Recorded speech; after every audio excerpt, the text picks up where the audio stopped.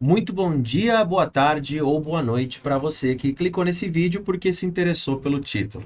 Seja muito bem-vindo ou bem-vinda ao Overcast, o podcast do Overclub Family Office que aborda temas de planejamento patrimonial, investimentos e estilo de vida. Além do Walter, meu sócio e CEO do Overclub, hoje eu estou aqui com o Rafael, que é o head de alocação de recursos dentro do Overclub, o nosso cérebro, a nossa inteligência, para falarmos sobre a oportunidade da década. Porque o Brasil pode ser a melhor alternativa de investimento e como você pode investir para não perder essa oportunidade. Mas antes disso, roda a vinheta.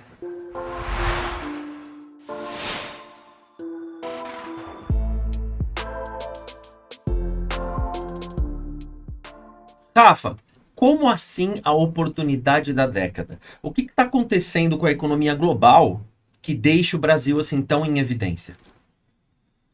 Bom, nos últimos anos, acredito que todo mundo sentiu isso de uma forma muito presente. A gente teve alguns eventos cataclísticos na economia e no aspecto social também no mundo todo, e moveu, desestabilizou o equilíbrio de vários aspectos das sociedades, né? Seja no Brasil, nos Estados Unidos, na Europa.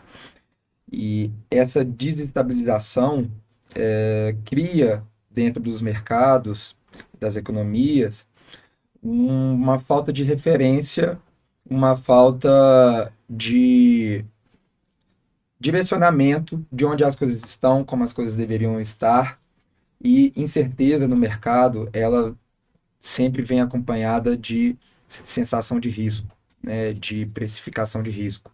Então, nesses momentos, muito muitas crises acabam eclodindo Aham.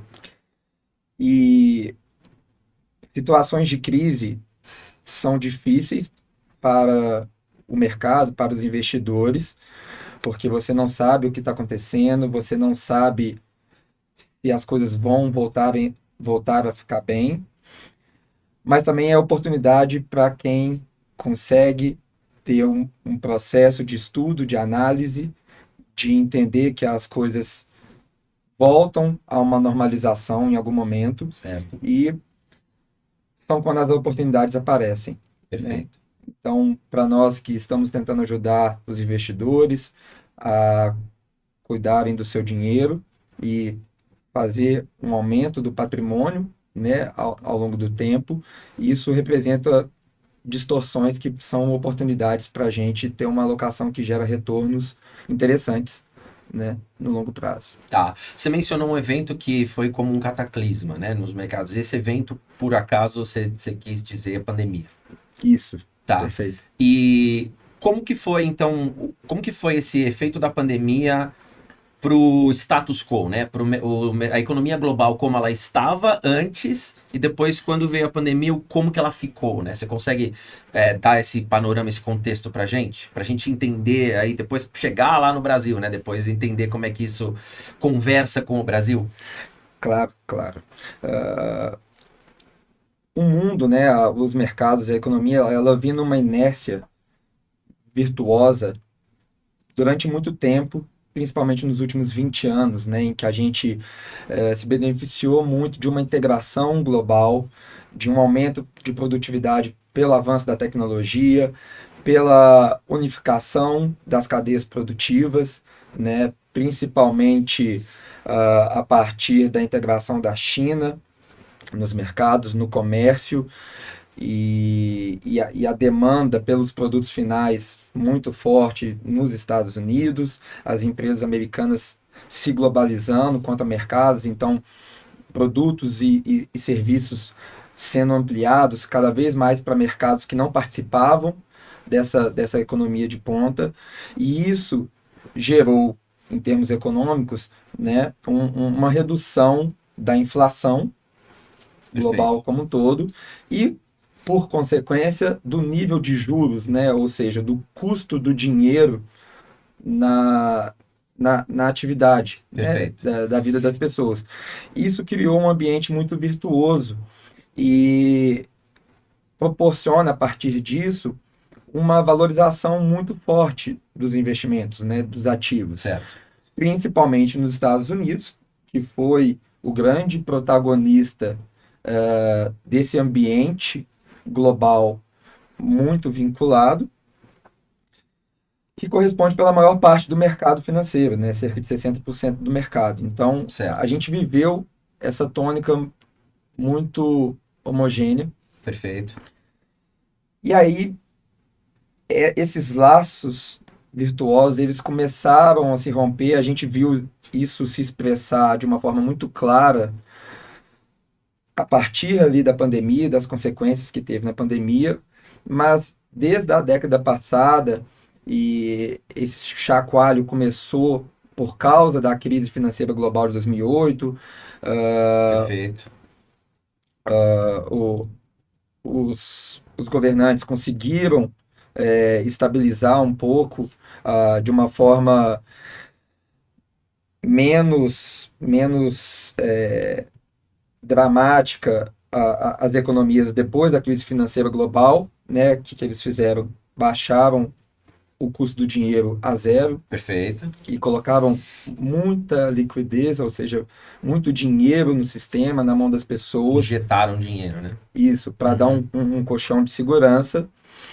Mas desde ali da crise financeira global, a gente veio trazendo consequências Tá, que ficaram mais evidentes agora a partir da pandemia, tá. né? E na pandemia a gente teve a combinação de crises muito extremas em diversos aspectos, sentidos pela sociedade como um todo, e desestabilizaram esse ambiente, essa estrutura, né? Então a gente teve uma crise econômica sem precedentes, né? Então nunca antes a atividade econômica do mundo inteiro tinha parado ao Verdade. mesmo tempo. Ao mesmo tempo, Ao né? mesmo É. tempo, levado a zero. Esse processo ele se intensifica, ele fica mais grave porque o mundo não era globalizado nem quando teve as grandes guerras, que foi Verdade. o paralelo mais próximo que a gente teve na história, mas o mundo não era tão globalizado naquela época, o nível de globalização na Segunda Guerra Mundial era por volta de 10, 15%, Bem diferente de e agora. hoje a gente chegou até 2019, né, um nível de 60%, então o impacto quando você quebra esses elos entre as economias, ele é sentido de uma forma muito mais exponencial. Verdade. A gente teve uma crise humanitária, né, então se a gente lembrar, a variante de Manaus, por exemplo, matava cerca de 3 mil brasileiros por dia, durante uns 6 meses. Uhum. A gente teve ao todo ali, por causa da, da pandemia do Covid, cerca de 15 milhões de mortes no mundo, Aham. né? Então isso causou uma crise humanitária que há muito tempo não acontecia. A gente Verdade. teve uma crise energética e de alimentos, né? Então são os dois pilares que mais impactam a vida da população no Perfeito. cotidiano como um todo. Então todo esse ambiente combinado gera uma necessidade de serem tomadas medidas muito extremas, Isso, perfeito. Mais radicais, né? mais radicais, Uhum. principalmente no aspecto econômico. Então, graças aos paralelos que aconteceram na história, né, quando as economias fecharam por completo, os bancos centrais foram muito rápidos, né, e cirúrgicos em fazer as medidas que eram necessárias para a gente não ter um colapso, como Ainda que aconteceu, dolorosas, né? sim, ainda que dolorosas, Aham.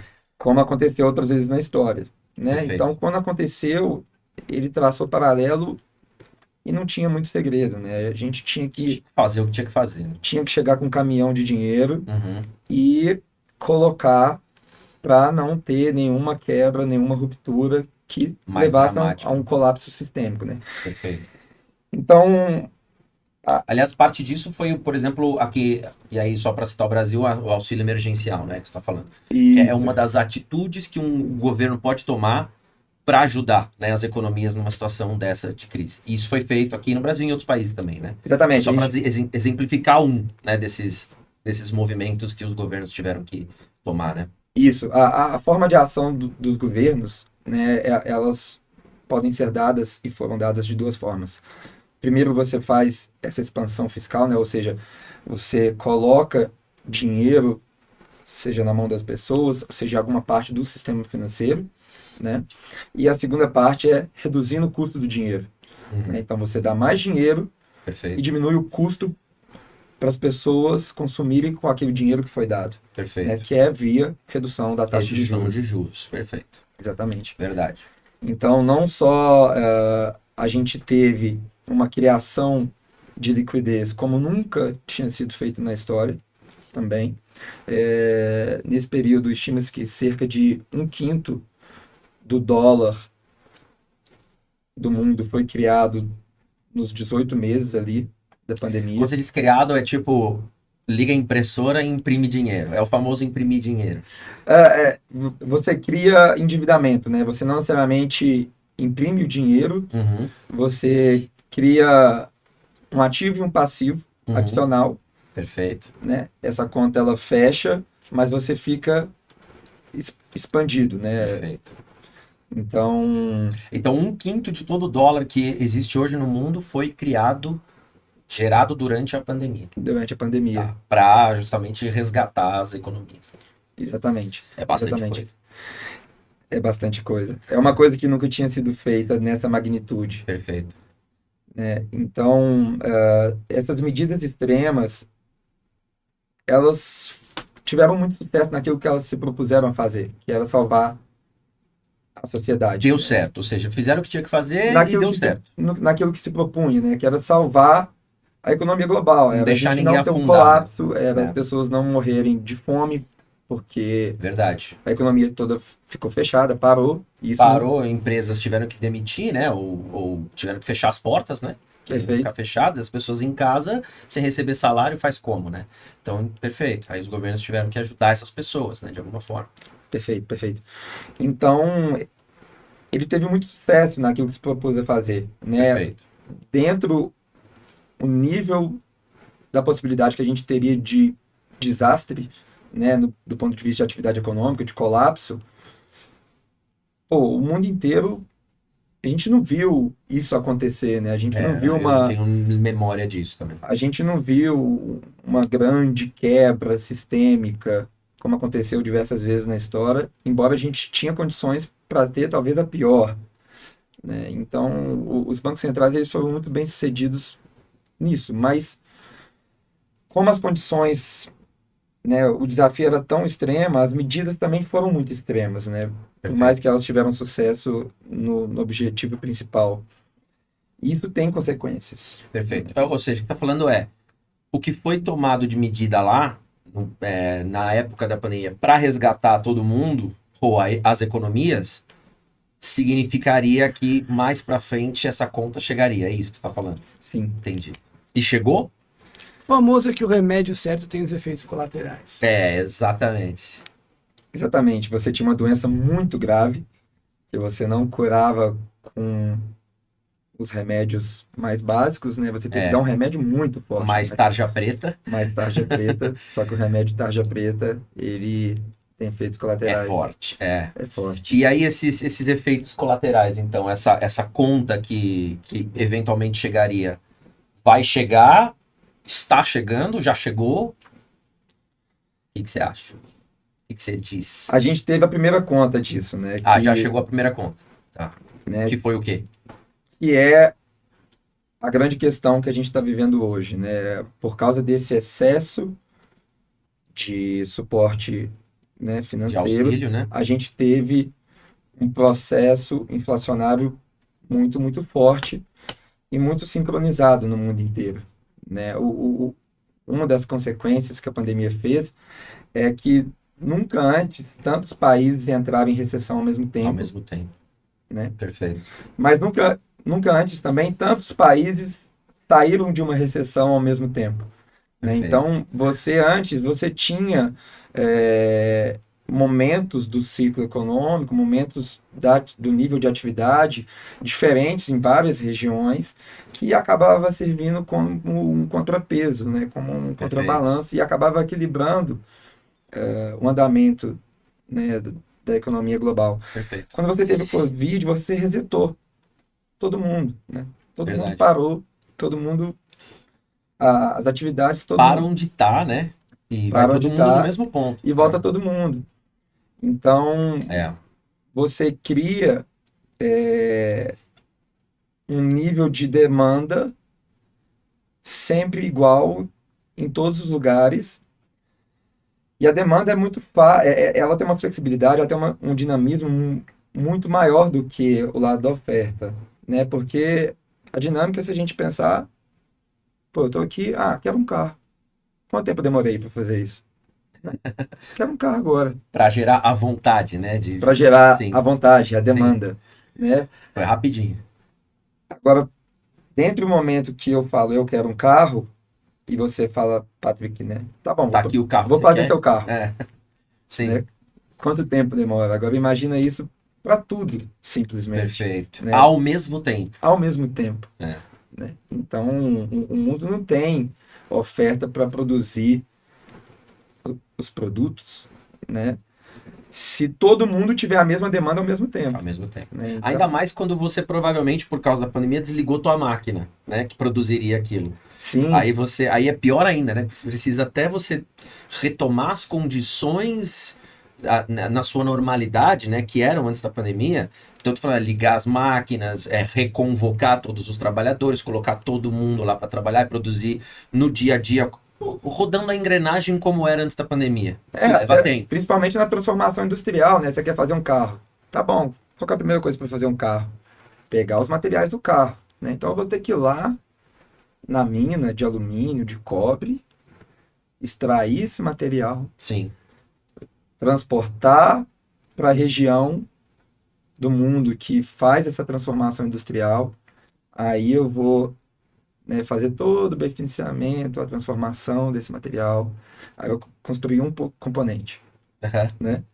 Faltam falta. 16.999 componentes agora, Sim, sim, só né? falta o resto. É Então, verdade. Isso para um veículo, né? Você tá falando para sim. produzir um. Imagina para todo mundo que quer ao mesmo tempo agora comprar carro, né? Porque E é o que é. então esse descasamento de oferta e De demanda, oferta e né, que é demanda. a lei que rege O capitalismo, a economia global, toda a economia, né? né, ele teve um descasamento muito grande, muito abrupto, né? É verdade. Então a derivada disso é a inflação, Perfeito. né? Inevitavelmente. E aí a gente teve inflação de duas formas, né? Primeiro foi pela restrição da oferta e depois que as economias começaram A a reabrir, né? reabrir, a gente teve a demanda Demanda vindo a absurda. todo vapor, É, né? Com as pessoas com muita poupança, como também nunca tiveram, verdade. né?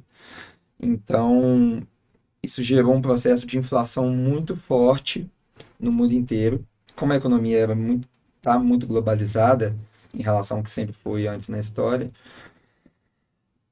você acaba importando essa inflação de outras economias, porque a cadeia produtiva está toda globalizada, né? Então, às vezes, você não depende só de si mesmo para controlar ali o seu jardim, né? É, Você acaba sofrendo, você depende de todo mundo, de todas as outras economias a agirem em conjunto, conseguirem estabilizar esse nível de preços, né, da própria economia ali, para que você não acabe transferindo, não acabe importando essa inflação via as cadeias, né, via essa economia globalizada. perfeito. Por isso que tem sido tão difícil, né, e por isso que a inflação no mundo inteiro tem sido tão persistente, porque ela está muito disseminada, né? O nosso Banco Central aqui, ele aumenta os juros, mas a inflação vem lá de fora. Então, como é que ele controla a, a restrição de oferta que a fábrica de cobre do Chile está tendo, Perfeito. né? Uma curiosidade, Rafa, você acha que os governos e as economias globais subestimaram essa conta? Em que sentido? Já se sabia que teria inflação por consequência das atitudes que foram tomadas durante a pandemia. Você acha que os governos subestimaram o tamanho dessa bordoada que viria? Ou o pessoal acertou a mão, assim? Falou, não, a gente realmente, o que a gente imaginava é o tamanho da conta que está chegando agora. Esse é o ponto, eles não sabiam, Não sabia, não eles tinha não ideia. imaginavam. It's transitory. It's transitory. Exactly. Tá, mas é transitório, mas é transitório num determinado tamanho, ou eles não sabiam que tamanho era esse? Os Porque eles países sabiam que era transitório porque, né, é um ciclo. Mas e o tamanho dessa bronca, você entende? Porque às vezes ela fala assim, quando a inflação vier, ela vai vir em tal tamanho e aí veio pela metade. Ou o contrário, eles achavam que vinha num tamanho mais sossegado de administrar e veio em dobro. Entendeu? Essa é a questão. O que você diz do reflexo disso nas economias globais? Eles não tinham ideia mesmo do tamanho dessa bronca? Ou eles tinham uma ideia que foi mais ou menos precisa na leitura? Pra gente chega a ser engraçado como que isso não foi mapeado, né, pelos condutores de política monetária, pelos bancos centrais, porque inflação está no nosso DNA, né, está no DNA do brasileiro. Mas a verdade é que os países desenvolvidos, eles não sabem o que é inflação, eles não Sim. tiveram inflação durante 40 Muito anos, tempo. né? E mesmo a inflação reduzindo, ela foi ficando em níveis cada vez mais baixos, Perfeito. né? Eles saíram da inflação da casa de 10 a 15% lá na década de 80, né? Que foi quando a inflação começou a cair. E essa inflação só foi reduzindo o nível de oscilação dela. Ela saiu de 10 para 15, foi para 5, depois ficou variando entre 3 e 4, depois entre 3 e 2, 2 e 1, até a gente entrar, Perfeito. né, nos últimos 10, 15 anos ali, pós-crise financeira global, Uhum. em que foi feito o mesmo processo de injeção de liquidez. Foi ali que o quantitative easing, né, que é esse processo de você expandir o dinheiro do sistema financeiro via aumento de dívida, Perfeito. né, começou a ser feito. E então foi uma experiência inédita ali na crise financeira global, e esse processo não gerou inflação. Então, o que aconteceu ali, olhando principalmente sobre o prisma do Banco Central dos Estados Unidos, né? Eles tiveram uma crise financeira global muito forte, que só foi resolvida quando eles colocaram um caminhão de dinheiro de liquidez na reserva dos bancos, né? Do sistema financeiro. E esse processo não gerou inflação. Mas não só isso, a economia americana ela demorou muito tempo para recuperar dos impactos daquela crise. Então, Isso pra estava em gente ter 2008. isso em 2008. Para a Da gente ter uma crise do ideia, em setor 2008, o nível de desemprego dos Estados Unidos bateu 10%, Perfeito. tá? Mais ou menos. Os Estados Unidos demorou 10 anos, né, até 2019, 11 anos, para o nível de desemprego voltar a 3,5%, 4%. Tá. Tá? Então você não teve inflação, né? Em muitos casos, muitos países ficaram tentando ter inflação porque não conseguiam ter, né? Uma consequência a partir da crise de 2008 é que o nível de crescimento econômico do mundo baixou muito, né? O mundo parou de conseguir crescer a números interessantes e você não conseguia ter inflação. Então meio que para os bancos centrais dos países desenvolvidos, eu não tenho inflação há 40 anos, há 30, 40 anos, coloquei um caminhão de dinheiro, não deu nada. Então vamos continuar fazendo Então, isso. vamos fazer né? de novo. Principalmente os países mais ricos, principalmente os Estados Unidos, né? Ele é um país que se beneficia, a população em si, se beneficia muito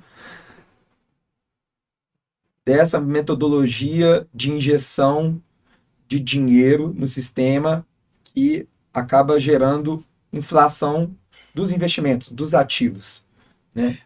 Elabora mais, eu não entendi muito bem como que o pessoal se beneficia com essa injeção. Em que sentido você disse?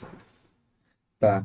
Você coloca mais dinheiro Uhum. disponível no sistema, Tá. as pessoas têm mais dinheiro para comprar ativos, Uhum. esses ativos geram mais dinheiro para as empresas aumentam o mercado de consumo, Perfeito. né? E com mais pessoas querendo comprar mais investimentos, né? A população americana, ela tem um nível de investimento muito alto, né? Principalmente no mercado de capital, né? No que é você investir na produção de bens e serviços, né? Na geração de riqueza. Então, quando você tem maior disponibilidade de dinheiro, os americanos, né? O que eles fazem é comprar mais investimentos. E quando você Perfeito. tem mais gente querendo comprar do que gente querendo vender, né? Porque você tem mais pessoas com dinheiro disponível querendo comprar Aham. ativos, você joga o preço dos ativos para cima. Então, Perfeito. aumentar a liquidez, né, que foi o que o Banco Central começou a fazer a partir de 2008 e não parou a partir dali, você coloca mais liquidez que empurra mais o preço dos ativos para cima. Mas a maior parte da aposentadoria dos americanos estão nesses ativos, né? Perfeito. É como se fosse o INSS deles, Aham. né? Então eles ficam mais ricos, Certo. porque a economia americana ela não é uma economia fechada, né? As empresas, a economia americana ela é a ponta final de um processo produtivo que está globalizado, né? Então esse dinheiro ele vem de fora, eles produzem mais ativos de consumo, né? O mercado global consome, as Perfeito. empresas ganham, Perfeito. aumentam seus resultados, os preços sobem. Sobe. Então, a população americana se beneficia muito disso, desse enriquecimento via inflação O de ativos, enriquecimento. Perfeito. né? Só que tem uma consequência disso, você começa a distorcer a realidade, porque você está crescendo Perfeito. Aquela via famosa história de a coisa que sobe e não para de subir. É isso? Já gera aquela onda meio de tá tudo bom, tá tudo bem. É porque esse crescimento está sendo financiado por injeção de liquidez. Perfeito. E é muito tranquilo para os Estados Unidos fazer isso, mais do que outros países, do que o Brasil, por exemplo, porque ele tem a reserva de valor internacional, Verdade. né? Então, o que acontece quando o Brasil tenta fazer esse tipo de movimento, né? O Brasil ele compete pelo dinheiro do mundo, né, contra diversos outros países, né? Verdade. A gente é colocado ali numa competição muito acirrada. Então, se o Brasil começa a aumentar muito a dívida dele, começa a inflacionar, a inflar demais a economia, né? E se o investidor começa a perceber mais risco, ele rapidamente Foge. Até tira o porque ele tem dinheiro aqui. alternativa, né? É isso. Exatamente. Perfeito. Porque, de uma forma pragmática, né, o mundo não precisa do real, Sim. né? Então, se eu não ficar muito afim Se o Brasil não tiver dessa legal, moedinha sua, vou para outra moeda, outra compra outra economia moeda e ali, tchau. para mim é rápido e indolor, Mais fácil. né? O dólar não, o dólar ele corresponde por 90% do comércio, das Aham. transações de comércio É diferente. mundial, É né? diferente. Então, Verdade. os Estados Unidos têm essa vantagem muito grande.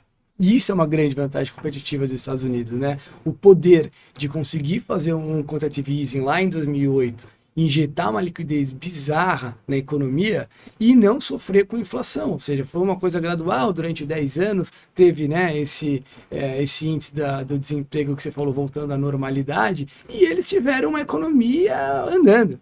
Né? Se você for olhar a inflação dos Estados Unidos histórica, ela gira por volta de uns 3%, 3,5% ao ano.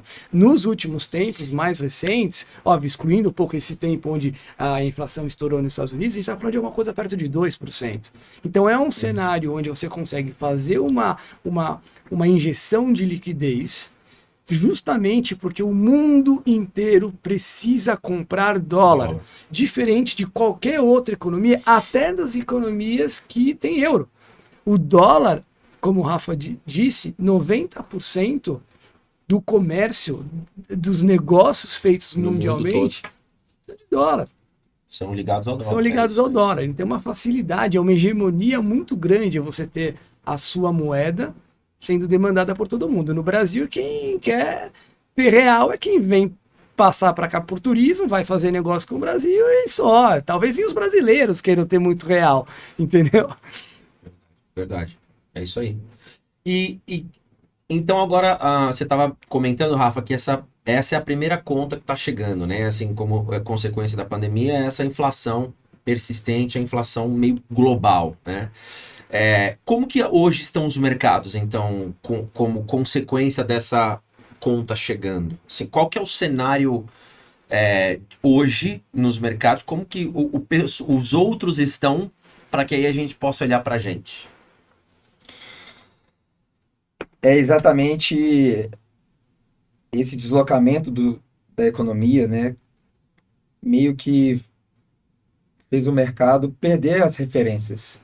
Como se a gente estivesse no campo de futebol e apagasse todas as linhas. Então ninguém sabe onde está a lateral, ninguém sabe onde está o meio de campo, ninguém sabe onde começa a área. Perfeito. Né? Porque tudo foi deslocado. Então a inflação, o nível de inflação, o nível de juros que equilibra, que estabiliza a economia, ou seja, que nem acelera e que nem restringe, né? Ninguém sabe mais qual que é esse ponto. Perfeito. O nível de consumo, o nível de demanda, né, o nível de atividade, principalmente o mercado financeiro, tem diversos modelos, né, para fazer projeções, planejamento, né, e até tomada de posições em termos de alocação. E o que a gente vem observando nos últimos anos é que esses modelos sistematicamente respondem errado, né? Não conseguem acertar, tudo indica que deveria acontecer uma coisa, acontece outra. Acontece outra, tá. Né? Então, o mercado financeiro, ele perdeu completamente os pontos de referência. Cara. Né? E até os próprios bancos centrais, né? Todo mundo, esse chacoalho que teve por causa dessa sincronização das economias no mundo inteiro, por causa desse tamanho de injeção, de estímulo de dinheiro que foi feito, causou um deslocamento das placas tectônicas, né, que agora ninguém sabe onde que para, né, ninguém sabe onde que está localizado, né, isso no mundo inteiro. Então, isso gera uma incerteza muito grande nos mercados. Então, nesses momentos, né, o mercado acaba ficando muito caracterizado pelo que acontece em períodos de crise, né? O mercado acaba sendo muito levado por narrativas, né? Narrativas que geralmente são geradas por um grupo de indicadores, de eventos, de dados econômicos ou de noticiário, e aí você cria uma narrativa de consenso e aí o mercado todo corre naquela direção. Perfeito. Não, porque agora a gente achou a resposta. Corre todo mundo para lá. E todo mundo fica ecoando. Porque agora faz total sentido. É isso porque é isso e é aquilo. E o investidor, ele sempre quer uma garantia, né? Então é fácil para o investidor ouvir, assimilar e acreditar, porque ele quer acreditar numa garantia. Então, se os agentes do mercado falam, olha, estamos indo para lá, é para lá que vai, agora é certeza. Feito manada. A grande parte dos investidores movimentam. Até hoje não. Hoje não. Hoje sim, hoje sim. Hoje não. É um pouco do que está acontecendo agora, não é, Rafa? Isso, e isso vai cansando, né? Vai desgastando o emocional, psicológico do mercado, que na verdade é um coletivo de investidores, de seres humanos, né? Ali que estão tomando decisões o tempo inteiro. Então, esse processo de você ter uma incerteza e você trabalha para sair dela, e aí vem outra, e aí você trabalha para sair dela, e aí vem duas, e aí depois vem três, e você passa um ano, agora vai, passa 2 anos, agora vai, não vai. Passa 3 anos, isso começa a cansar, então o mercado começa a entrar num compasso de aflição, de querer achar um Uma luz no fim do caminho, túnel, uma né? direção e não parar de andar, né? Finalmente você voltar às coisas Ter referência. a ter referência, a terem níveis normais, Tá. né? E a verdade é que a gente teve algumas mudanças nessa combinação de crises, de eventos extremos que aconteceu na pandemia, em diversos aspectos, né? Humanitário, questão de energia, de alimentos, de econômicos mesmo, que eles foram permanentes. Não foi uma coisa elástica que você só esticou e voltou, né? A gente realmente teve um deslocamento agora, Perfeito. né? Então, Ou seja, o que você está falando, veja se eu entendi errado. Então, o quadro que você está pintando é as economias globais. Se a gente colocasse todo mundo numa mesma sala escura e o pessoal, tá todo mundo vendado, tentando tatear para achar a parede, né? Para ter alguma referência de onde que eu tô, para onde que eu vou, As onde que é a paredes porta. mudaram de lugar. É isso. exato. Seria isso. E o Brasil tá dentro dessa sala? Tipo, o Brasil enxerga alguma coisa? Tá vendado também? Como é que o Brasil fica posicionado nesse ambiente, então, que tá tão difícil? Nesse processo de tatear as paredes, né, a gente consegue ver dois grupos dentro dessa etapa, né, desse processo de, de trabalhar para normalizar essas referências econômicas, né, Tá. que basicamente é normalizar a inflação, né, trazer a inflação de volta. A inflação ela dita tudo, porque se você traz a inflação de volta, você precisa de um prêmio de risco menor, e você entende como prêmio de risco o nível de juros, né, ou seja, o custo do dinheiro, né? E você trazendo o custo de dinheiro de volta, você consegue andar, caminhar com maior visão, transparência, clareza, melhor planejamento, e aí a economia toda fica mais eficiente. Então, a gente tem, de um lado, em geral, os países emergentes, tá? Principalmente a América Latina, que foram países que tomaram decisões, que conduziram as suas economias melhor do que os países desenvolvidos nesse processo de inflação que a gente viveu nos últimos anos, exatamente porque são países que sofreram com a inflação Gato escaldado. a vida inteira. Sim, sim. A vida inteira.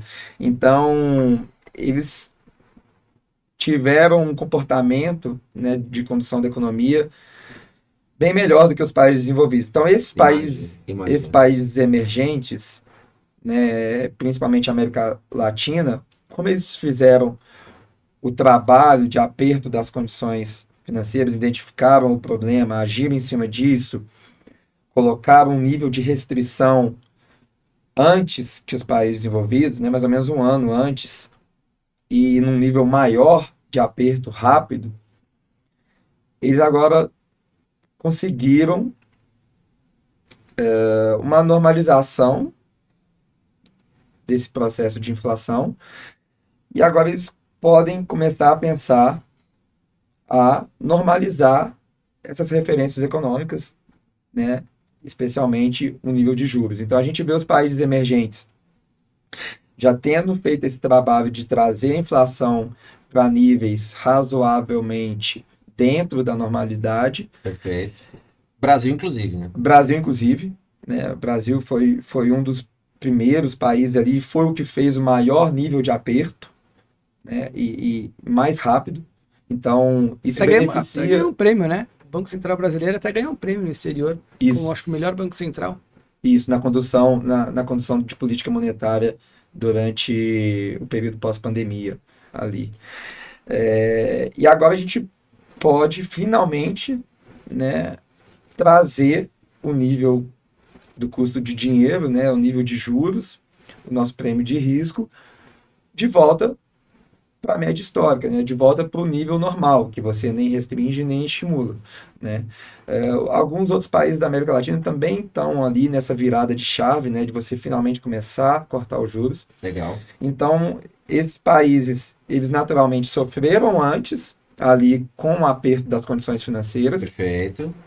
no período pós-pandemia, mas agora eles estão colhendo o fruto de ter feito esse processo de dor mais rápido e Ou seja, começaram a tomar o tarja remédio. preta antes de todo mundo, mas agora já estão, o médico já está dando alta antes de todo mundo. É isso, Exatamente, porque você conseguiu Perfeito. recuperar a condição. isso. Bacana. Nos países desenvolvidos, exatamente por causa disso que a gente comentou, que há 40 anos eles não lidavam com esse processo de inflação, Perfeito. né? Eles tiveram esse processo de diagnóstico da inflação, ele foi muito lento, demorou muito, e ele não foi na medida certa, Perfeito. né? Porque aqui o nosso Banco Central ele tem paralelos antes com esse nível de inflação, qual que é o nível que eu tenho que apertar, né? Lá fora, não, né? Perfeito. Eles foram meio que apertando e tateando, assim, não tinha a mínima ideia qual que era o nível de remédio, O que eu faço com isso? né? Então, É, quando a gente olha as projeções, né, econômicas nos Estados Unidos, né? Quando a gente começou a subir os juros lá nos Estados Unidos, que o Banco Central parou de falar que é transitório a inflação e que realmente ia ter que fazer um aperto, todo mundo jurava que a taxa de juros dos Estados Unidos ia subir até 2,5. Depois, até 3. Depois o pessoal falou, não, não passa de 4, 4,5. Né? E hoje a gente está em 5,5. Né? E a economia ainda não voltou à normalização, né? Tanto a nível de crescimento de salários, de mercado de trabalho, da própria inflação, né? Nos diferentes setores da economia americana e na economia como um todo, consolidada. Então, eles ainda não conseguiram achar a dose certa do remédio, Perfeito. né? Perfeito. Isso vale o mesmo para a Europa também, né? Que são esses países que têm dificuldade de lidar com uma coisa que eles, há muitas décadas, não precisaram lidar. Né? Então, esses Faz países sentido. estão sofrendo mais. Né? O trabalho nesse país ainda está mais complexo. E a Perfeito. inflação, ela tem um agravante, né, que quanto antes você trata ela, Uhum. menos remédio por menos tempo você precisa. Perfeito. Né? Então, você deixar a inflação correr por 2 anos ou por 10 anos, não tem o mesmo tipo de dosagem de remédio, mesmo que ela fique no mesmo patamar. Porque às vezes ela pode ficar no patamar de 5%, por exemplo, nos Estados Unidos, mas a composição dela vai se tornando muito mais maligna, né? Ela vai entranhando, enraizando, você começa a ter uma coisa que chama inflação inercial, né? Então, ela entranha na economia de uma forma que os próprios agentes, né, os produtores, né, ali dentro da economia, como eles acham que vão ter inflação, eles já vão subir o preço porque eles acostumam com a ideia que vai ter inflação. E Né? daí acaba tendo inflação mesmo. E acaba Se você tendo sabe uma que vai subir, uma você profecia prefere comprar autorrealizada. hoje do que comprar amanhã. E aí uma Exatamente. coisa se autoalimenta e você gera essa inflação que é muito mais difícil de um governo, de um banco central cuidar e trazer ela de novo para a meta, para o neutro, né, onde a gente consegue saber claramente onde expande, onde não expande, do que se a gente fizer isso rápido. É que nem uma doença fatal. Quanto antes você descobre ela, mais eficaz é aquele tratamento. Talvez esse seja um paralelo interessante de fazer. Perfeito.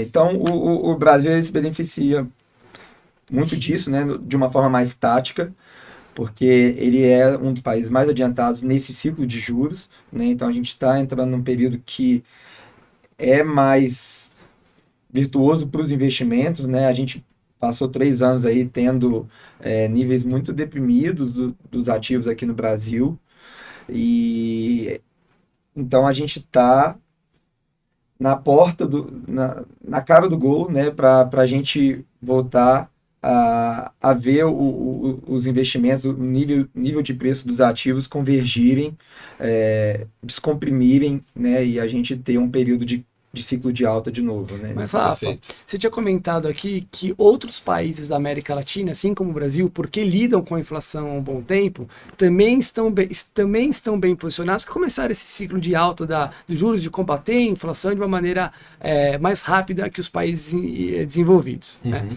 Mas por que o Brasil, né? Por que o Brasil e não o Chile? Por que o Brasil e não a Colômbia, né? O que o Brasil, propriamente dito, tem de diferente para se posicionar com uma ótima, com uma boa opção de investimento? Perfeito.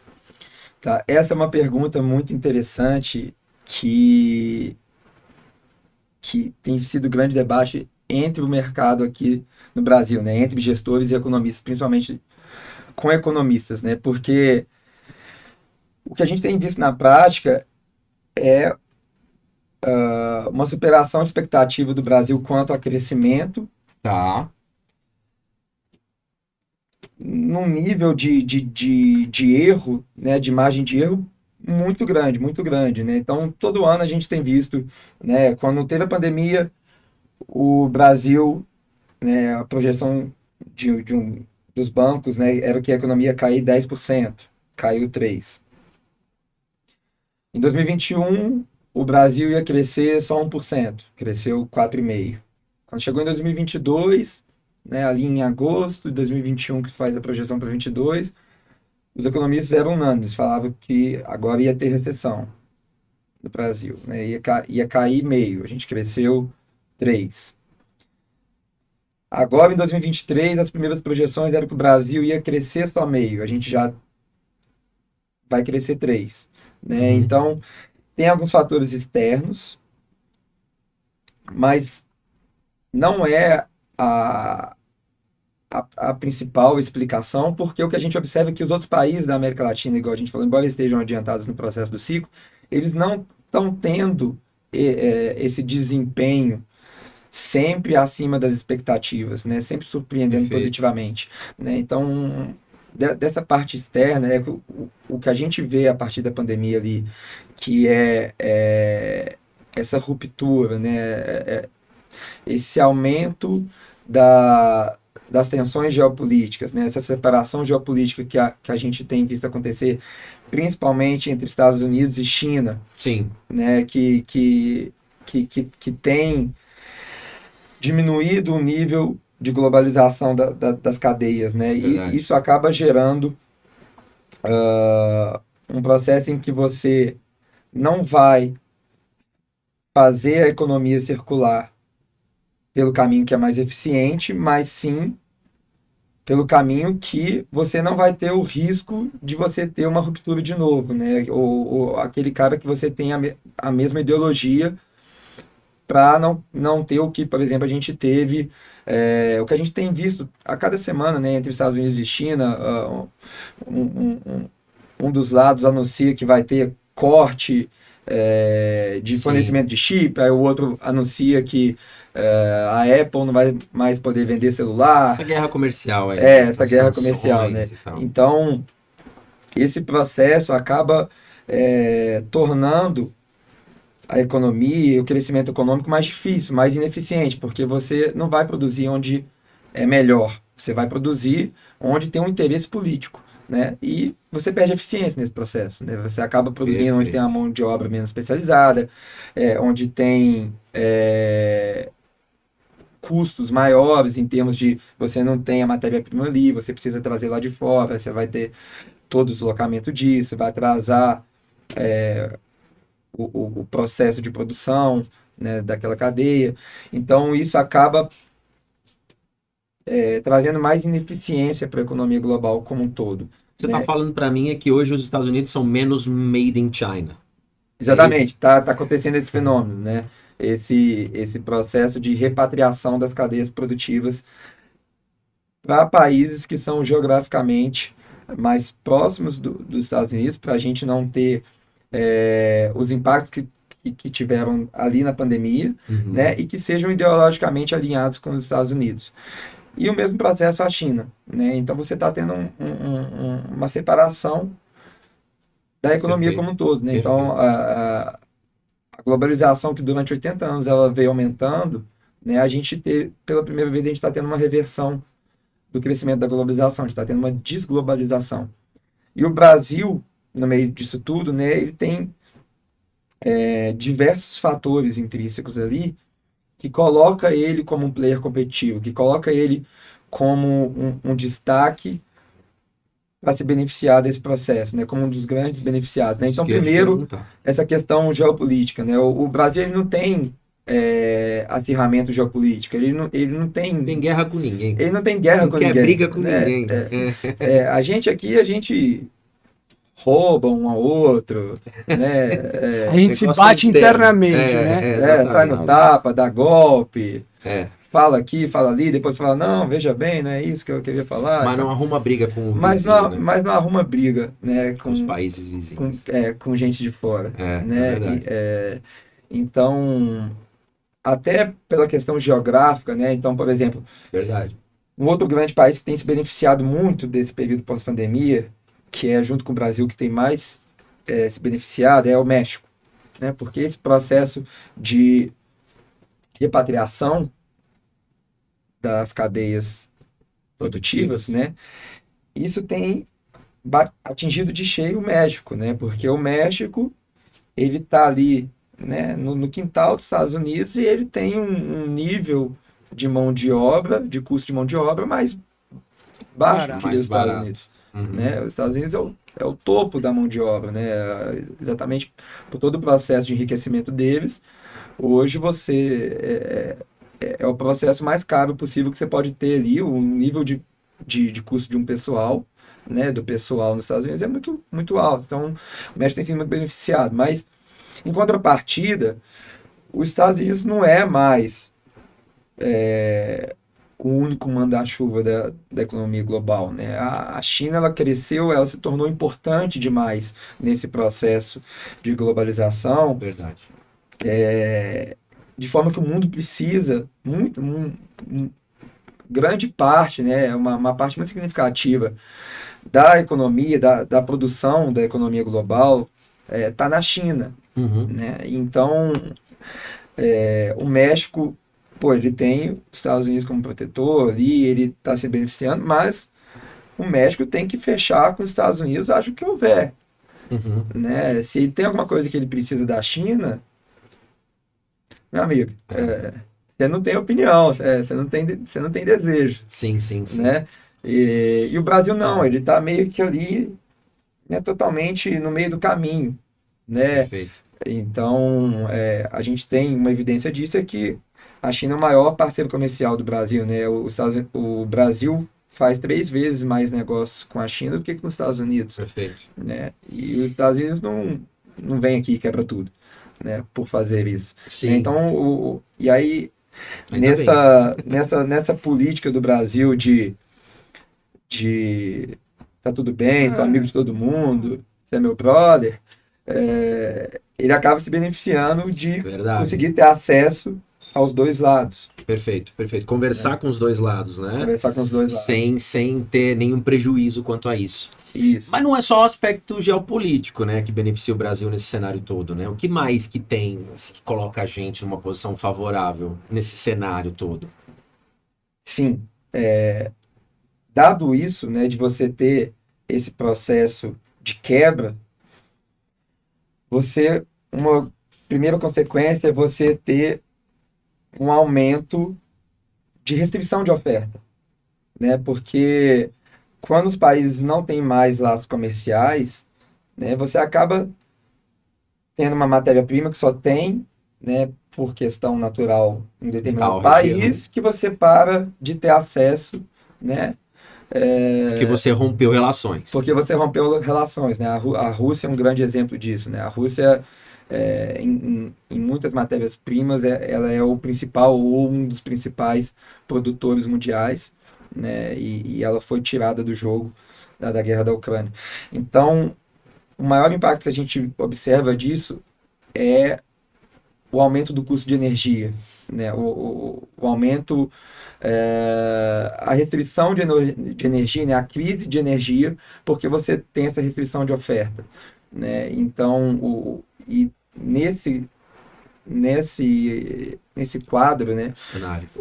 O Brasil ele tem a melhor matriz de fornecimento de energia, né? A melhor matriz energética do mundo, né? Então, como no relativo as coisas pioram muito lá fora, o Brasil acaba ficando muito competitivo, porque cada vez mais você ter acesso a esses insumos básicos que você precisa ter, né? O Brasil tem de sobra, então uma coisa que antes todo mundo tinha acesso, né? Você conseguia ter níveis muito baixos ali de fazendo impacto no preço, né? Agora isso vira uma coisa muito determinante, né? Então as vantagens naturais do Brasil, elas acabam ficando cada vez mais evidentes e acabam tendo cada vez mais peso no resultado final, né? Da competitividade Entendi. Então, internacional. esses divórcios globais que aconteceram aí em algumas relações, eles beneficiaram o Brasil nesse sentido, né? Isso, Entendi, perfeito. entendi. Ótimo. Ah, e aí você acha que, Rafa, existem mais fatores externos que colocam o Brasil numa posição de destaque, assim, hoje no mundo, nas economias globais? Ou a gente tem muito mais fatores internos que colocam a gente numa posição de destaque? A gente tem mais fatores internos, Mais internos. né? Acaba que essa questão externa, né? Essa intransigência global acaba trazendo à tona vantagens que o Brasil tem internamente, que antes não faziam tanta Tá. diferença, mas acabam Ganham mais relevância agora. ganham mais relevância agora. E Exatamente. e o que que é? Assim, você consegue enumerar para a gente ou dar exemplos de quais são essas vantagens que antes estavam nas sombras e agora estão na luz? Sim. Então, por exemplo, essa questão da crise energética, né? O nosso país agora ele acaba sendo um centro de atração para a inovação de tecnologia, Tá, né? Então, hoje o mundo, por causa de toda a questão ambiental, né, ele precisa fazer a transição energética para uma economia verde, né? tá. Uma economia que não tenha o nível de emissão de poluentes, né? Porque isso não vai ser sustentável no futuro muito próximo, Perfeito. né? Então, o Brasil ele dispõe de toda a matriz energética que o mundo não tem.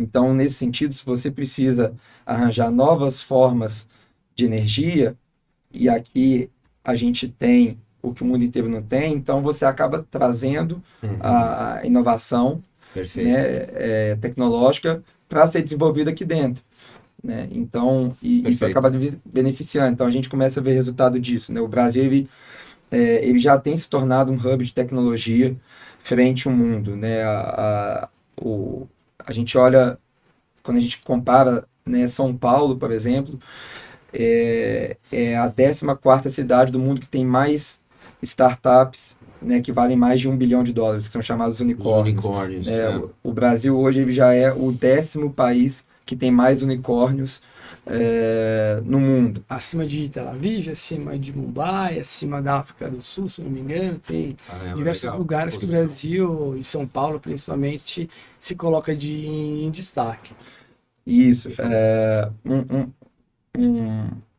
Um outro fator, né, que esse talvez seja o que tem mais trazido o crescimento do Brasil, que é a transformação do agronegócio, né? Então, uma outra consequência disso é que o mundo, nessa escassez de oferta, né, de recursos, né, ele cada vez mais depende de regiões que têm essa disponibilidade natural, né? Então, o Brasil, ele tem se tornado cada vez mais o celeiro do mundo, né? Ele é basicamente o único país que tem terra disponível para expansão de cultivo de alimentos, né? Ele é o país que tem maior reserva de água doce no mundo, né? O dobro do segundo colocado, né? A maior parte da reserva de água doce potável está no Brasil, né? Então, a gente tem água que basicamente você precisa para fazer tudo, né? Alimento. A gente tem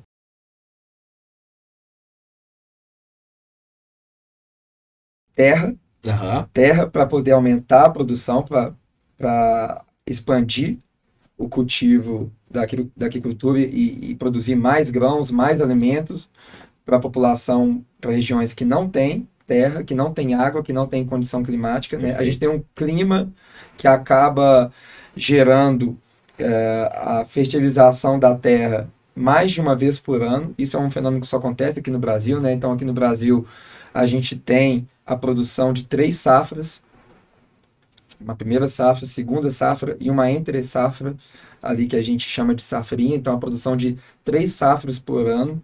Todo o restante do mundo só tem a produção de uma safra por ano, né? Inclusive, essa entre safra, é claro que o clima possibilita isso, mas também é produto das técnicas de aumento da qualidade do solo, de beneficiamento do solo, técnica de irrigação, fertilizante, biotecnologia, né? Então, beneficiamento de sementes, né? Geneticamente. Então, isso foi aumentando a fertilização do solo brasileiro. Então, a gente tem aumentado essa janela de safra. Uhum. Isso a gente consegue ver nos números também, né? Ou seja, essa parte agro do Brasil, você olha exportações de soja, de açúcar, de carne de boi, frango. O Brasil é o primeiro em exportação desses produtos. E também, se olhar o crescimento, né, dessa produção, acho que você pegar lá desde 1970, dá 4,5% de crescimento, né, no acumulado, anualizado, e o crescimento em áreas produtivas somente de 1,5%. Ou seja, de onde vem essa diferença? Vem do incremento de produtividade, justamente, que o Rafa está falando, é tecnologia, fertilizante, reforma, ou seja, pensando como uma indústria, à medida que aumenta a demanda e o holofote do mundo está olhando agora para o Brasil por conta das questões geopolíticas, o Brasil pode se aproveitar de aumentar essa produção, porque há uma demanda, de uma maneira possível, porque tem 3 safras, porque o clima é favorável, enfim, para um monte pela parte energética, pela matriz, né? Se eu não me engano, 65% da matriz do Brasil energética é renovável. 84%, quase 85%, entre hidrelétrica, biomassa e eólica e solar, dá quase 85%. Ou seja, E nesse campo de qualidade da matriz energética, né, a gente tem potencial de crescimento ainda absurdo, né? Porque grande parte dessa energia renovável que a gente tem hoje é o nosso tesouro, que é a energia hídrica, né? Mas, para você ter uma ideia, o Brasil hoje ele estima-se, né, que a capacidade de geração de energia de biomassa através do aproveitamento de resíduos orgânicos, né, ele corresponde a cerca de 70% da produção energética da Petrobras, né, através do petróleo. Então, é como se a gente criasse 70% de uma nova Petrobras, só com a produção de energia de biomassa, né? Então, loucura. Muito bom. Né? Ou seja, costumo dizer que sorte é uma equação matemática, né? Sorte é a oportunidade com o preparo. Não adianta só você ter o preparo e não ter oportunidade, não adianta só ter oportunidade e não ter o preparo. No caso do Brasil, que vão dizer que a gente teve sorte, é justamente porque o Brasil está preparado com essas qualidades, com essas vantagens competitivas, e está tendo uma oportunidade do pessoal tá saindo na mão lá em cima, estão brigando pra caramba e acaba respingando uma oportunidade aqui pro Brasil. Perfeito. É isso aí. Exatamente. Tem outras transformações, né, que têm acontecido seculares aqui no Brasil que acabam aumentando, né, esse nível de vantagem competitiva do Brasil. Então, algumas coisas que tem acontecido de forma inédita aqui, né, o aprofundamento financeiro, né, do Brasil. O Brasil, por muito tempo, ele foi um país, em termos de desenvolvimento de mercado, muito, muito rústico, né, muito assim, Mais rudimentar, né? rudimentar, Mais, sim, mais muito rudimentar, básico, né? né?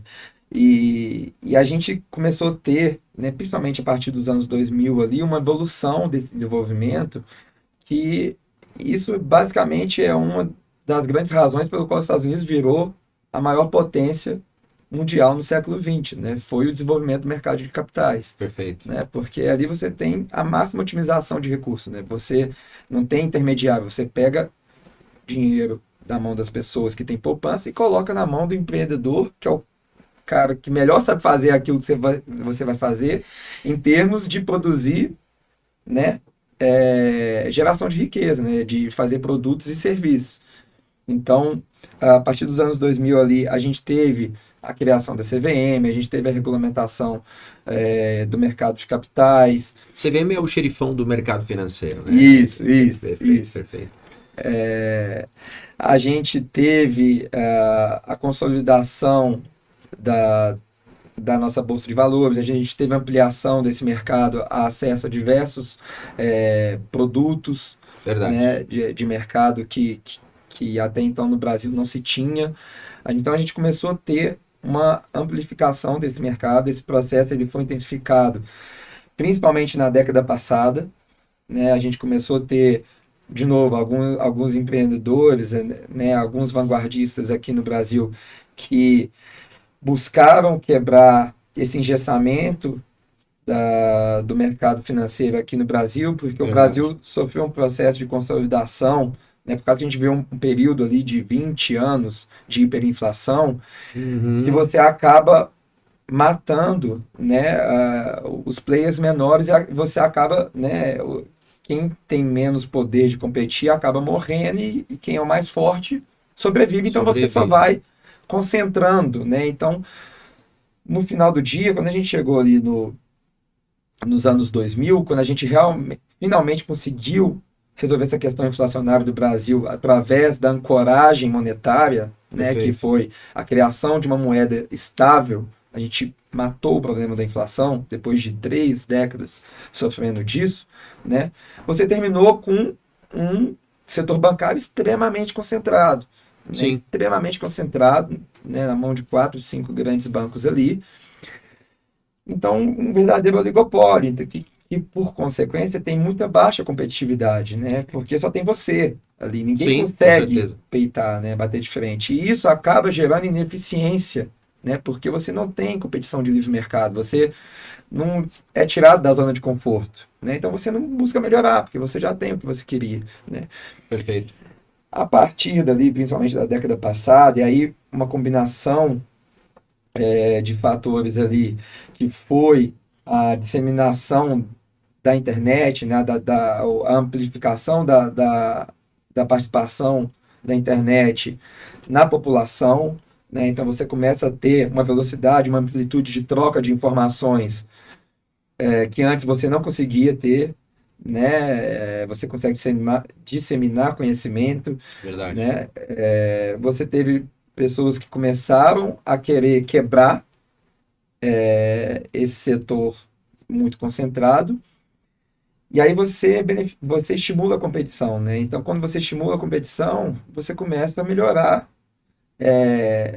toda a oferta, né, produtos e serviços. de produtos e serviços. Então, Sem você dúvida. começa a criar produtos mais eficientes, né? Que no final do dia é um dinheiro a menos que fica ali no meio do caminho, né? E chega na ponta final para financiar a atividade econômica, né? Então você melhora a produtividade, você melhora o custo de captação de recursos, né?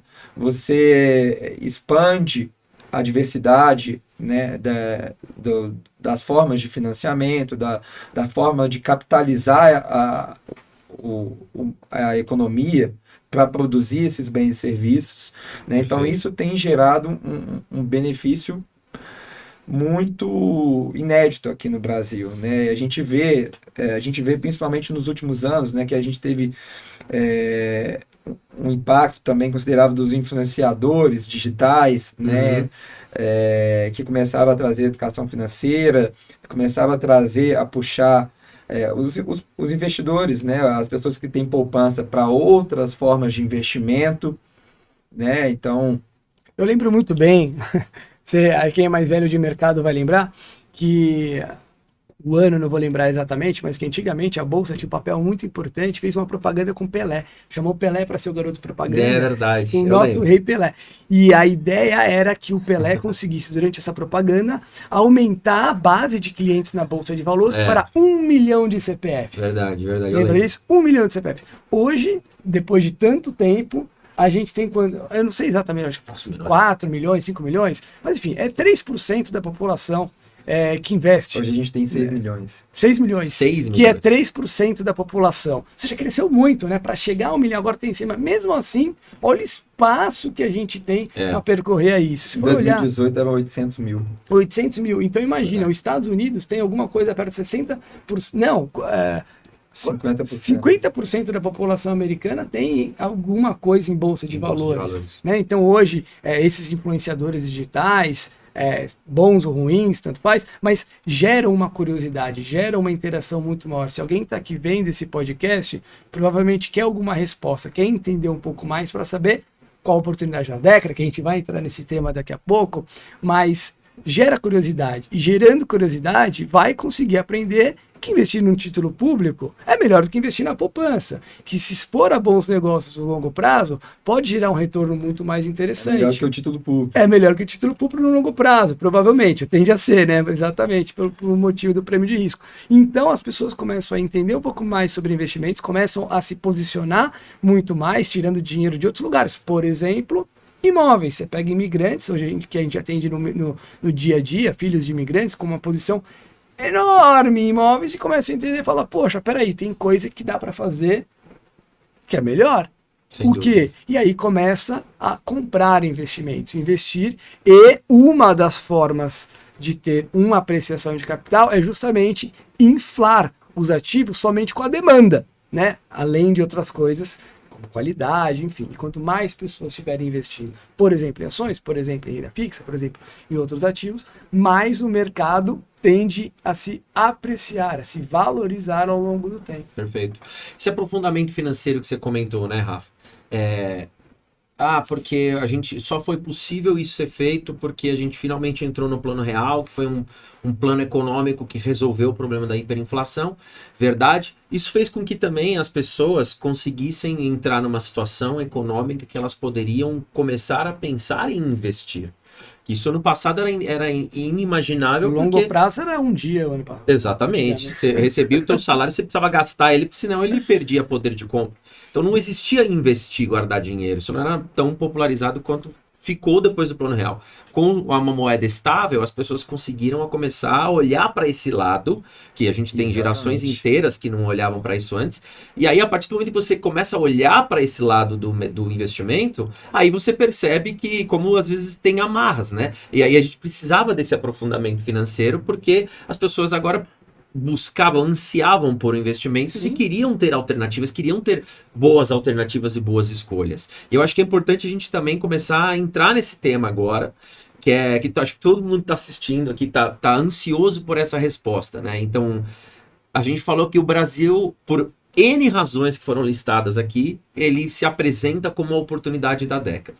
Como o Val mencionou, é o preparo que se mistura com a oportunidade, né? Então o Brasil tá nesse cenário agora e quem tá em casa tá pensando, ou se perguntando, e como é que eu invisto para não perder essa oportunidade?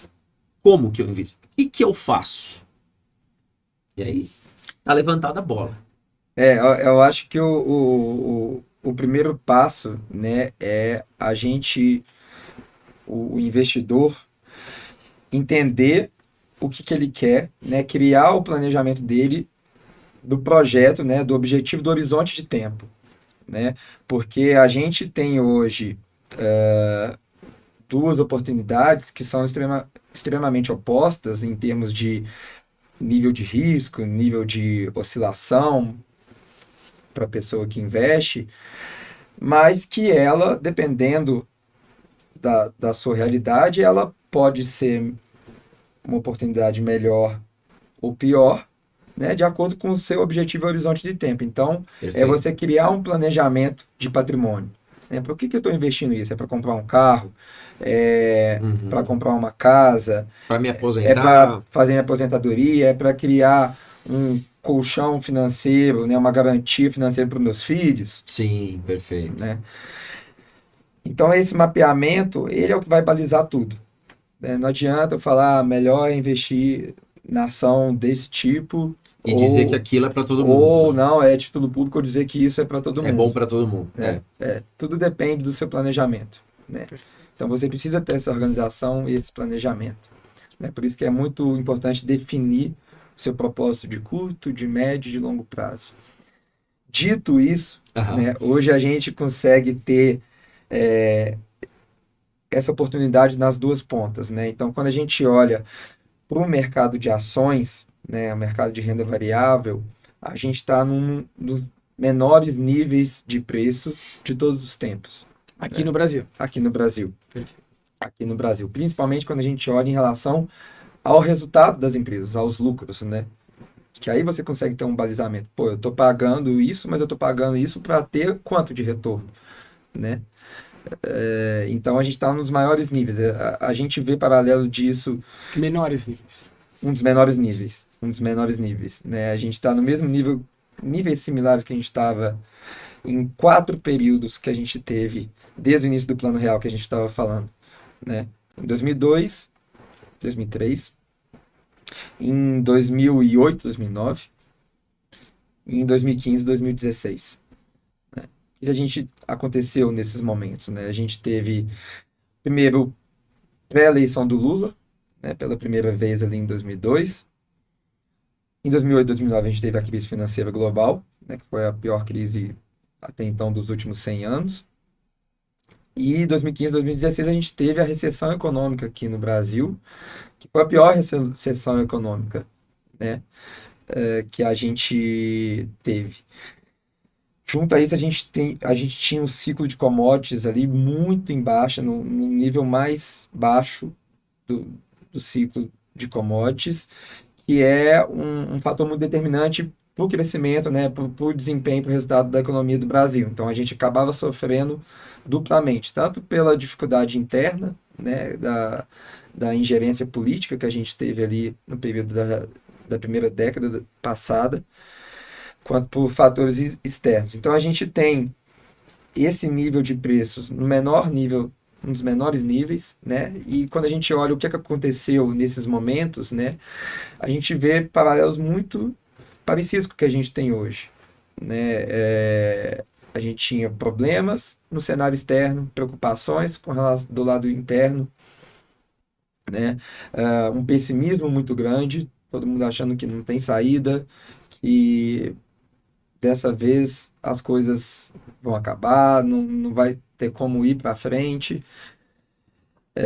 Então, isso gera uma oportunidade de multiplicação de capital que poucas vezes acontece, né, em uma geração dentro da bolsa, né, dentro do mercado de capitais. Perfeito. Ou seja, para aquelas pessoas onde o planejamento determinou que elas têm uma parte do patrimônio que pode ser disponibilizado para investimentos de mais longo prazo, as ações, então, como você está falando, se apresentam com uma ótima oportunidade, especificamente neste momento. Exatamente, como poucas vezes aconteceram nos últimos 25 anos. Show de bola. Muito bom. E do ponto de vista de renda fixa...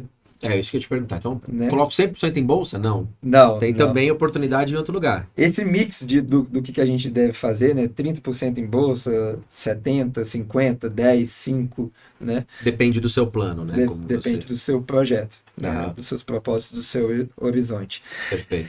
Mas a gente também consegue ter um nível que também poucas vezes acontece, que é exatamente o que deprime, né? O que faz, o que abre a oportunidade do outro lado, que é na renda variável, na bolsa, que é o nível de prêmio de risco, de juros, da renda fixa. Perfeito. Né? É claro que quando você realmente tem fundamentação, você tem fundamento, você tem justificativa para ter um prêmio de risco tão grande, é claro que esse almoço grátis não é tão grátis, né? Se a gente estiver, por exemplo, falando de uma Argentina. Né? Lá a gente encontra oportunidade igual, mas lá realmente tem um motivo nesse nível. Né?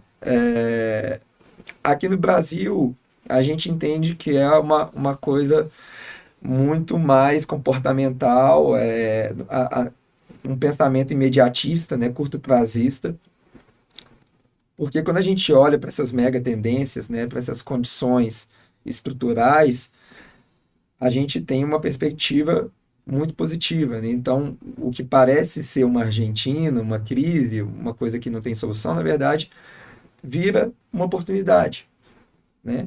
Então, a gente consegue hoje pegar, investir, né, posicionar nesse nível de prêmio de risco, de juros, né, enquanto eles são precificados a mercado, né, esse nível de custo de dinheiro ele não acontece, não é o normal, né, para a gente ter uma ideia. A última vez que isso aconteceu foi lá em 2015, 2016, exatamente quando a gente teve uma outra grande crise aqui no Brasil, embora tenha sido uma coisa mais local, hoje é global. E a gente passou 4, 5 anos, né, até a gente ter uma crise de novo. A gente não viu esses níveis de rendimento, né, de juros nas aplicações de renda fixa. Então, hoje o que a gente consegue fazer é fazer a compra desses investimentos, desses títulos, né, com vencimentos né, ali de vários anos, 5, 7, 10 anos, né, pela frente, e garantir esse retorno que é oportunístico ali, é muito temporário. A gente, em algum momento, a gente vai ter a normalização desse nível de rendimento. Perfeito. Já está tendo? Já está tendo, né? Agora a gente teve um distúrbio, uma oscilação por causa de uma piora ali na percepção do mercado externo, mas a gente consegue garantir isso, e quando a gente tiver essa normalização, né, esses investimentos que a gente pega com rendimentos bem altos, eles não vão estar mais disponíveis no mercado, quando a gente voltar para o normal, né, para a média histórica. Né? E aí, quando você tem uma coisa que rende mais do que todo mundo consegue ter, né, essa coisa vale mais. Né? Então, você consegue ter uma valorização muito expressiva nesses títulos de renda fixa, né?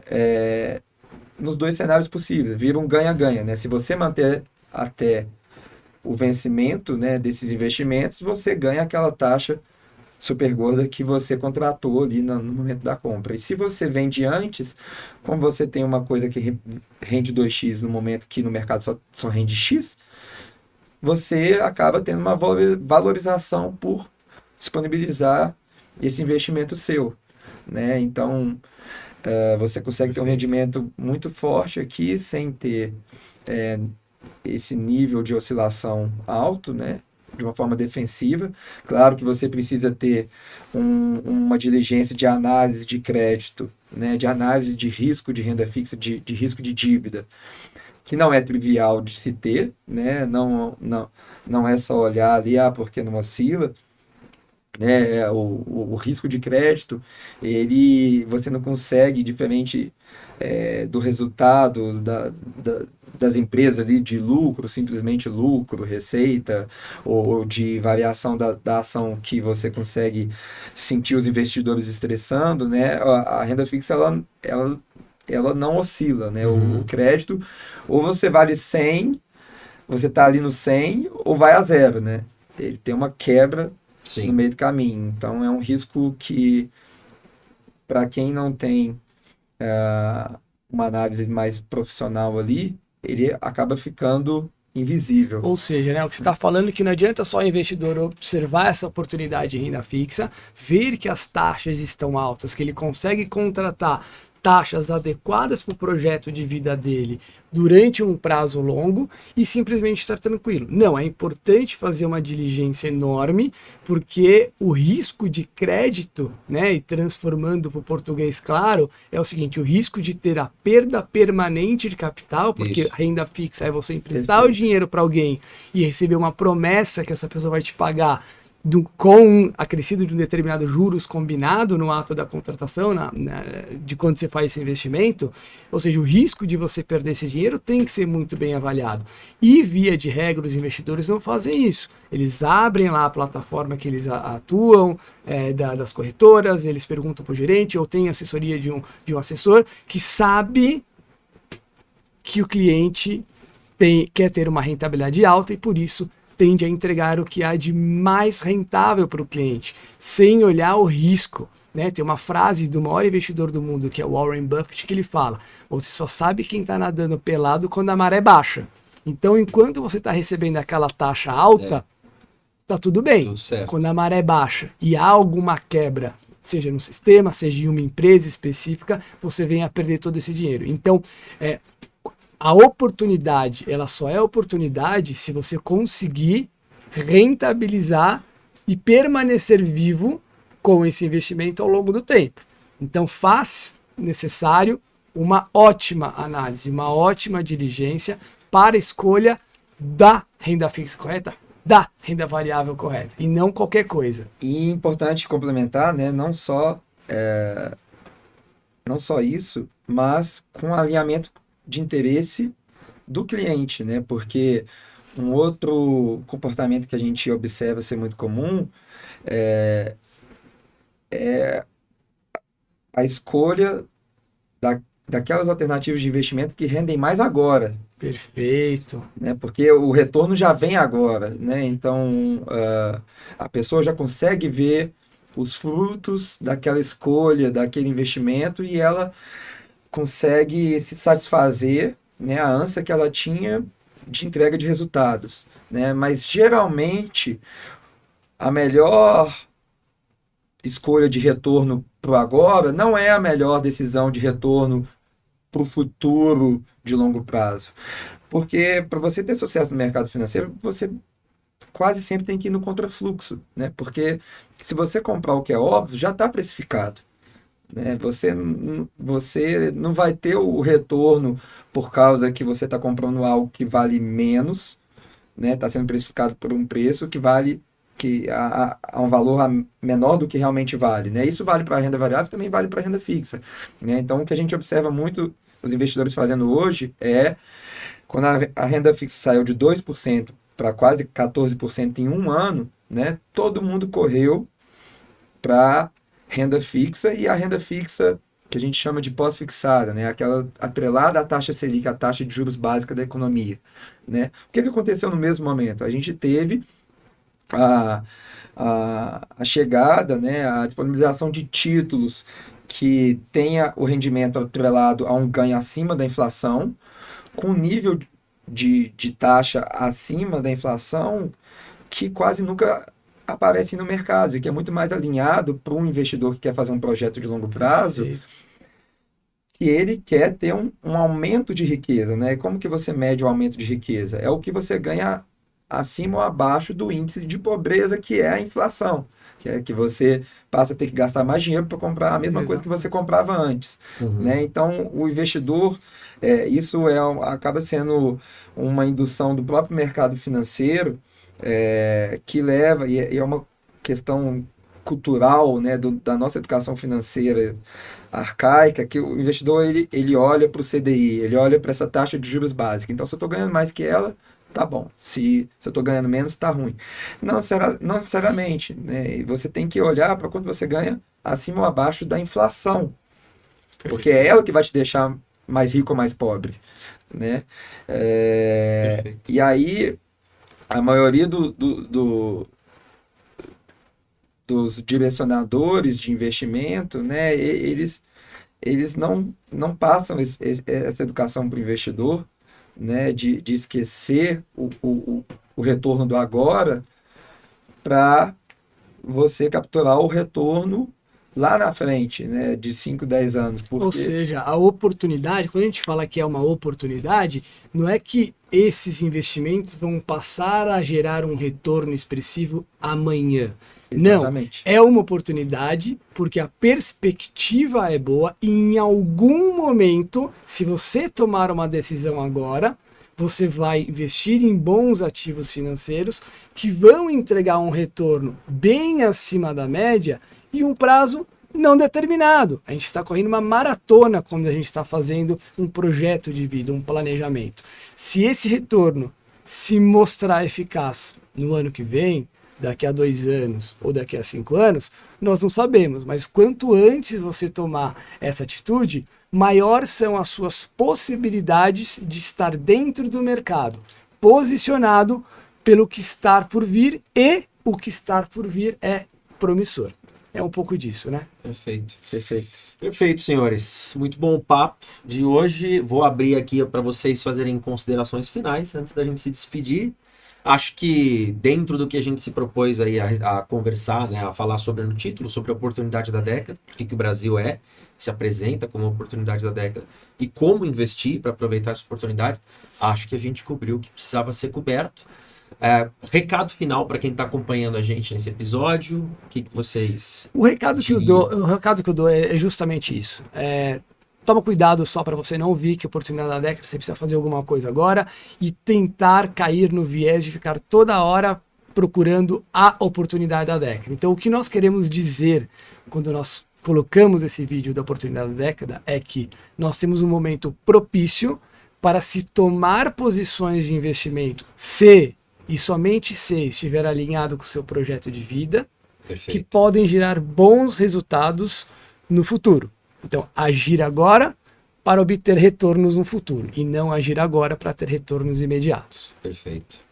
É isso, Rafa? É isso, e o investidor entender que é um projeto de muita contra-intuição e disciplina e foco, né? Então, o que a gente tem de oportunidade da década hoje é porque a gente ouve falar muito, né, de criptomoedas, de inteligência artificial, que isso vai gerar retornos que nenhuma outra alternativa é capaz de gerar. O que a gente traz aqui é um modelo de geração de retorno que ele é totalmente replicável para todos os anos. Não é por condição A ou B, se acontecer isso, aquilo ou assado. Entendi. Né? Não é a bola da vez. Exatamente. E é um processo que você consegue fazer lifetime, né? Por uma vida toda. E a gente está num nível de condição de investir que pode gerar um nível de retorno que quase nunca acontece. Né? Se isso vai acontecer ano que vem, daqui 2 anos ou 3 anos, ninguém no mercado é capaz de saber. Quem falar que sabe está tentando passar para trás. Perfeito. Né? Agora, o que a gente olha a história, todos os grandes casos de sucesso, todas as pessoas de sucesso, você precisa fazer um processo de seleção de muita qualidade. Uma vez que você fez, você tem que entrar ali e não fazer nada. E deixar a geração de retorno acontecer com o poder do juro composto. E o juro composto só acontece se você tiver muitos anos ali. Perfeito. Perfeito. Pilha. É isso aí, pessoal. A gente se despede hoje de você, agradecendo pela audiência nesse episódio. Se você curtiu o conteúdo de hoje, deixa o seu like e também aproveita para compartilhar esse vídeo com aquela pessoa que você acredita que vai se beneficiar muito desse conteúdo. Aproveita que você está aqui no nosso canal, no YouTube, se inscreve, porque futuramente a gente vai disponibilizar também mais episódios com temas de planejamento patrimonial, investimentos e estilo de vida. E aproveita que você está aí no nosso canal e vai se inscrever. Navega pelo conteúdo, nos vídeos que a gente já gravou. A gente tem outros tipos de conteúdos, não neste formato de podcast, para você também consumir, entender um pouquinho melhor sobre investimentos, planejamento patrimonial e sobre o Over Club. Até a próxima.